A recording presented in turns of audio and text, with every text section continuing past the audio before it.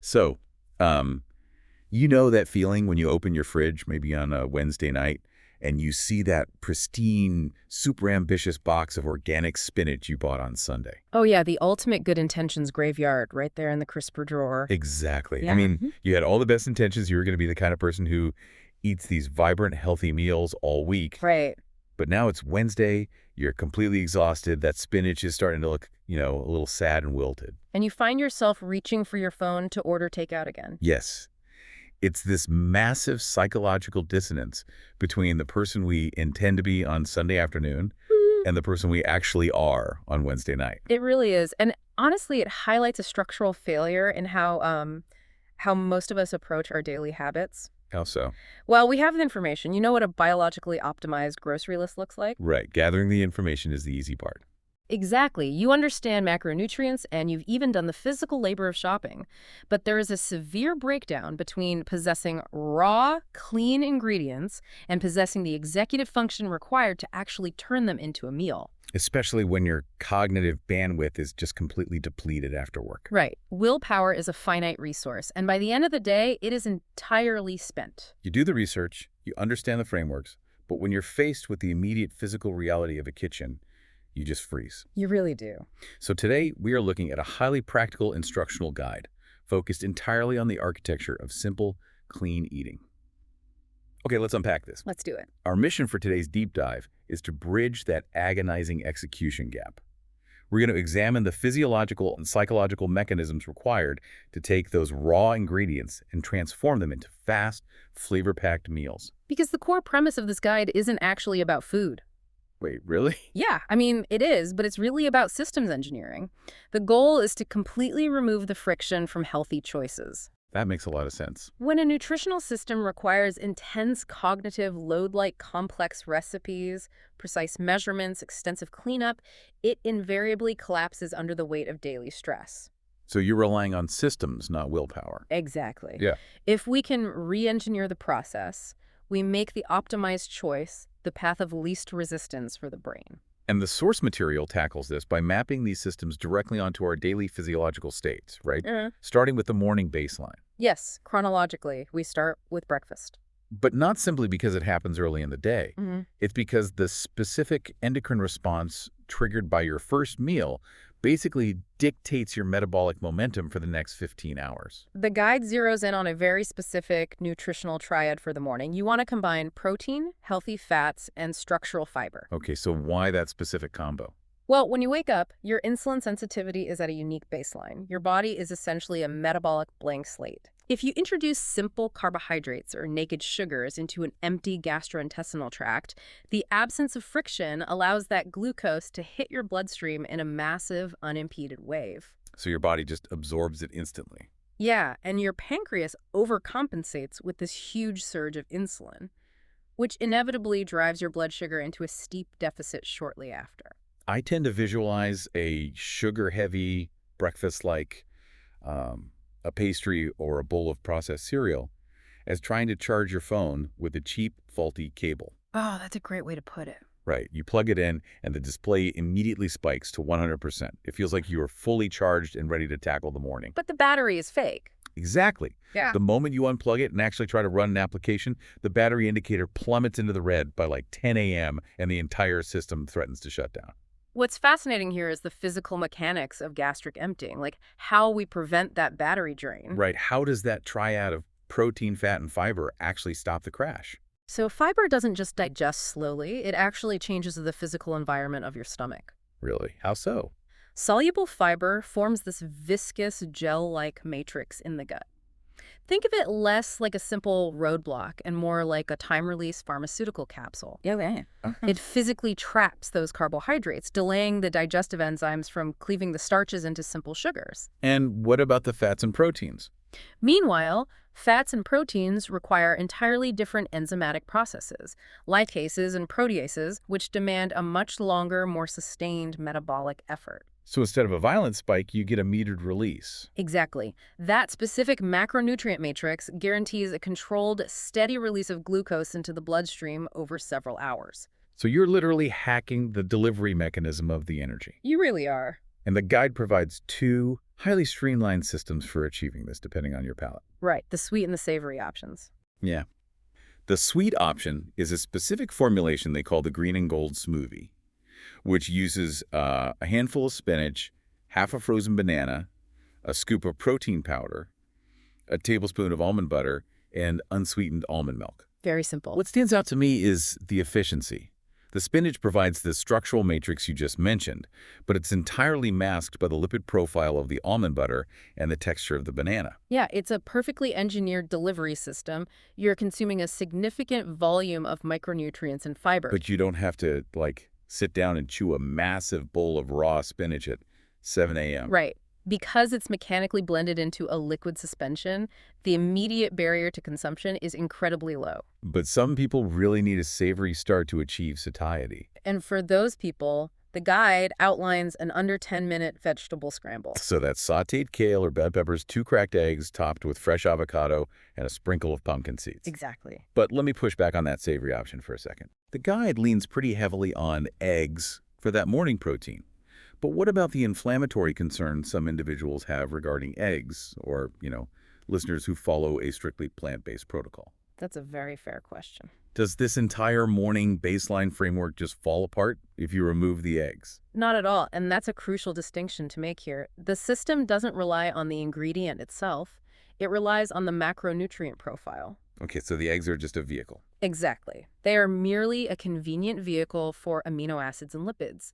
If you are plant-based or avoiding eggs, you simply swap the vehicle while maintaining the architecture. So how would you adapt that scramble? You can execute the exact same under 10-minute scramble using, say, crumbled firm tofu, which provides the amino acid profile sautéed in olive oil. Oh, nice. And perhaps folded with a tablespoon of chia or hemp seeds to hit that specific fat and fiber requirement. And the physiological result is the same. The result, that sustained time-release gastric emptying, remains identical. I love that. So the focus is on the structural function, not the specific food item. Exactly. Okay, so once that morning time-release capsule finally dissolves, your brain's glucose stores naturally begin to deplete. And we transition into the afternoon. Right. We're no longer relying on the clock to dictate our meals. We are looking at the biological state you find yourself in right around midday. And I have to say, this is the most dangerous physiological window of the day. The midday trap. Yes. Your prefrontal cortex, the part of your brain responsible for long-term planning and impulse control, has been actively engaged all morning making decisions at work. Which leads to a state called ego depletion. Right. And when your executive function is compromised like that, your brain aggressively seeks the fastest possible route to calorie-dense energy. Which perfectly explains why the guide specifically warns against what it calls the sad processed deli sandwich. We've all been there. Right. When you are in a state of ego depletion, a refined flour bun and highly processed deli meat provides an instant, frictionless dopamine hit. And extremely rapid glucose absorption. Yeah. Exactly. So how do we counter this? To counter this, the guide introduces the concept of the build-your-own bowl as a protective mechanism against decision fatigue. Okay, the modular bowl solution. Right. The architecture is rigid, but the ingredients are modular. You have a base, like quinoa, brown rice, or mixed greens. A protein. Yes, a protein, like leftover rotisserie chicken, canned chickpeas, or hard-boiled eggs. You introduce a textural element for crunch and color, like shredded carrots or cucumbers. And the dressing. And you finish with a very specific stripped-down dressing. Just a drizzle of extra virgin olive oil, fresh lemon juice, and a pinch of sea salt. Okay, wait, I have to stop you there. Sure, what's up? Because I really want to clarify this for the listener. Is a bowl just a trendy rebrand of a salad? I can see why it sounds like that. I mean, if you throw some greens in a bowl, add chicken and maybe a cucumber, isn't that functionally just a salad? Why is the guide treating this like some revolutionary concept? It sounds like semantics, I know, but the distinction is actually deeply rooted in behavioral psychology. Really? How? When you conceptualize a salad, the brain typically categorizes it as either a side dish lacking satiety or this rigid recipe requiring specific, often missing ingredients. Like, oh, I don't have croutons, so I can't make a salad. Exactly. The structural brilliance of the bowl concept is that it forces you to view lunch as a plug-and-play algorithm. Base plus protein plus texture. Yes. By treating lunch as a modular algorithm rather than a rigid recipe, you bypass that depleted prefrontal cortex. So it's about decision fatigue. Totally. You open the fridge and you don't ask yourself, what recipe can I make? You ask what fits into slot A, slot B, and slot C. It completely neutralizes the cognitive load. Wow. You were removing the need to negotiate with yourself. You're just filling in the blanks with whatever is already in the fridge. And looking closely at that dressing formula, the olive oil, lemon, and salt, there is a secondary biological mechanism at play there, right? There is, yes. Because beyond just avoiding all those hidden sugars in a commercial dressing, we are talking about bioavailability. Precisely. Many of the vital micronutrients found in that bowl, specifically vitamins A, D, E, and K, which are found in your leafy greens and vegetables, are fat-soluble. Meaning they need fat to be absorbed. Right. If you consume a dry salad or use a zero-fat dressing, your body physically cannot absorb those nutrients. They just pass right through your digestive tract. So the olive oil is doing heavy lifting. The extra virgin olive oil isn't just there for flavor. It acts as the chemical solvent required to transport those vitamins across the intestinal wall and directly into your bloodstream. Okay, so you've navigated the midday physiological dip using this modular algorithm, and your energy has stayed relatively stable. But the day isn't over. Right. As the sun goes down, cortisol levels begin to fluctuate, and you hit the final bottleneck of the day. Evening fatigue. The workday is over, physical fatigue has really set in, and the prospect of standing over a stove feels completely insurmountable. This is the peak risk zone for abandoning the system entirely. Yeah, that cognitive dissonance we discussed at the very beginning, the wilted spinach in the fridge versus the takeout menu on your phone, is strongest right here at dinner time. Because the solution must require zero fuss and minimal cleanup, or it just won't happen. Well, here's where it gets really interesting. The guide introduces a solution it calls the ultimate clean eating hack, which is the sheet pan meal. Yes, the sheet pan alchemy. And I immediately connected this to the concept of a set it and forget it investment portfolio. Oh, I like that comparison. Think about it. When you set up a passive index fund, you do a tiny bit of initial labor upfront to allocate your assets, right? Right. You walk away and you let the market do all the compounding work over a long period. Right. The sheet pan method applies that exact same financial logic to your dinner. The initial labor is incredibly minimal. You place a protein source, like a salmon fillet or a chicken breast, on a single baking sheet. And then the veggies. You surround it with whatever fridge vegetables are available and languishing in the crisper drawer. Broccoli, bell peppers, asparagus, cauliflower. You coat it in olive oil. Apply simple seasonings like rosemary, thyme, or just garlic powder, and introduce it to a 400-degree oven. And you walk away. That 400-degree heat acts as the compounding interest. The oven performs all the transformational labor while you go sit down. Exactly. But on a chemical level, why is 400 degrees the magic number here? What is actually happening in that oven that makes, random vegetables suddenly craveable? So at that specific temperature, you trigger what's called the Maillard reaction. The Maillard reaction. Yes. This is a chemical reaction between amino acids and reducing sugars that gives brown food its distinctive, rich flavor. Okay, so it's not just getting hot, it's transforming. Fundamentally transforming, yes. When you roast broccoli or cauliflower at 400 degrees, the intense, dry heat dehydrates the exterior of the vegetable. Got it. This breaks down its complex carbohydrates into simpler sugars, which then caramelize. Oh, so that's where the sweetness comes from. Right. You are fundamentally altering the molecular structure of the vegetable to create a deep umami flavor profile. This eliminates the need for the heavy sauces or added sugars that people usually rely on to make vegetables palatable. They just taste amazing on their own. Mm-hmm. And if we connect this to the bigger picture, the sheer brilliance of the sheet pan method isn't just the Maillard reaction. What is it then?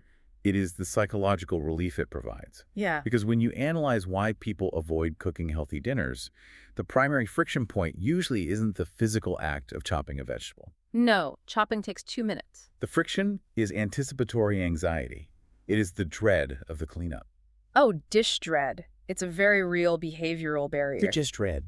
Exactly. Your brain maps out the entire sequence of events. It says, if I cook this elaborate meal, I will be punished with 30 minutes of scrubbing pots and pans when my body desperately wants to rest. And the brain calculates that the negative consequence heavily outweighs the nutritional benefit. So it redirects you to the frictionless takeout app. But the sheet pan method neutralizes that anticipatory anxiety. It does. You get a nutritionally optimized, caramelized meal, And the consequence is washing exactly one solitary piece of metal. You've removed the punishment from the process. So the major physiological states are managed. We've got the morning time release capsule, the midday algorithmic bowl, and the frictionless evening sheet pan. But no system is perfect. Right, and the guide acknowledges the inevitable biological gaps.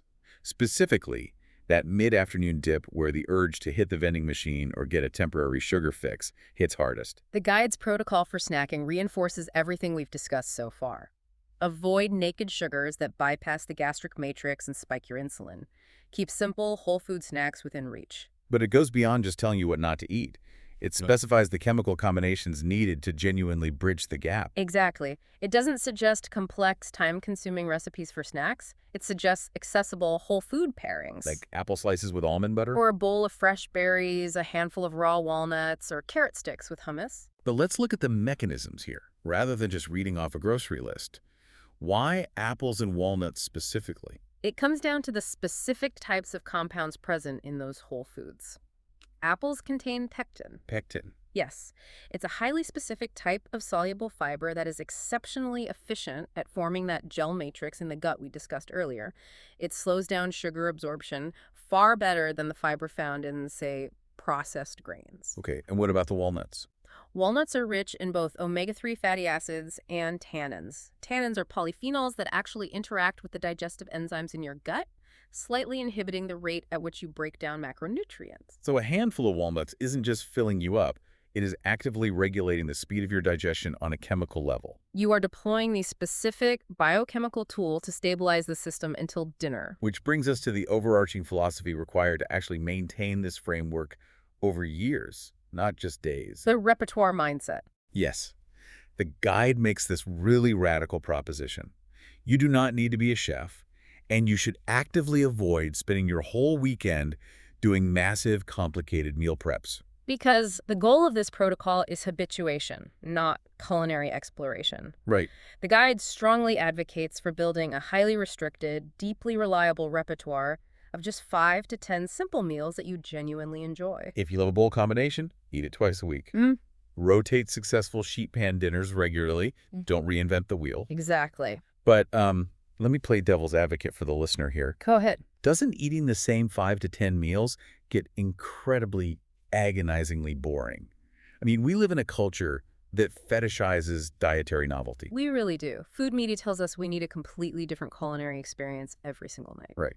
Doesn't standardizing your diet to this extreme feel restrictive and depressing? It feels restrictive only if you are optimizing for entertainment rather than metabolic health. Well, that's a good point. The reality is that human beings are creatures of the basal ganglia. That's the part of the brain responsible for habit formation. We actually thrive on predictability. So we want reliability. Yes. And if you critically analyze the diet of someone who claims to hate eating the same thing twice, you will often find they are unknowingly trapped in a highly repetitive cycle of the wrong foods. Like hitting the same fast food drive-through every Tuesday or reaching for the same processed snacks. Exactly. By consciously curating a repertoire of 5 to 10 optimized meals, you aren't removing joy. You are eliminating the daily cognitive tax of choice. The decision fatigue is gone. When a meal is part of your core repertoire, the routine moves into the basal ganglia. It becomes second nature. You don't have to think about the grocery list, the prep time, or the cleanup. It becomes automatic. So what does this all mean? Good question. It means that bridging the gap between intention and action has nothing to do with finding more willpower or discovering some magical new superfood. Not at all. It's about acknowledging our biological limitations and aggressively removing the friction from the process.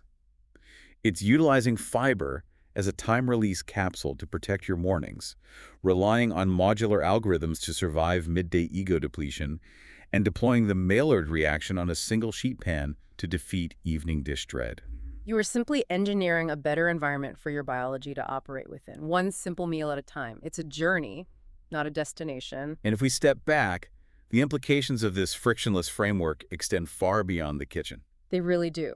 The core thesis here is that humans will invariably default to the path of least resistance when cognitive resources are low. Right. We applied this logic to standardize a 5 to 10 meal repertoire, freeing up massive amounts of mental bandwidth that used to be squandered on deciding what to eat. It reclaims hours of lost cognitive energy every single week. It does, but I want the listener to consider where else this biological reality applies. Oh, interesting. If our brains are hardwired to take the path of least resistance, how is that affecting the rest of your life? Think about how you consume digital media, or how you structure your personal finances, or how you organize your workday. Are you relying on sheer willpower to read a book instead of scrolling on your phone? Exactly. Or to save money instead of impulse buying. Right.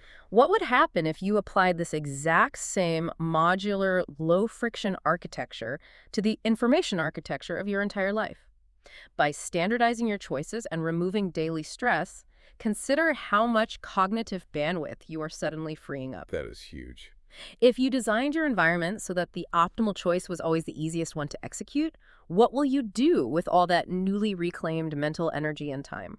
That is an incredibly powerful concept to walk away with, applying the architecture of the sheet pan meal to the architecture of your entire life. It changes everything. Thank you for joining us on this deep dive. I encourage you to take just one specific idea we discussed today, whether it's testing the time release effect of the green and gold smoothie or utilizing the Maillard reaction on a single sheet pan this evening, and try it this week.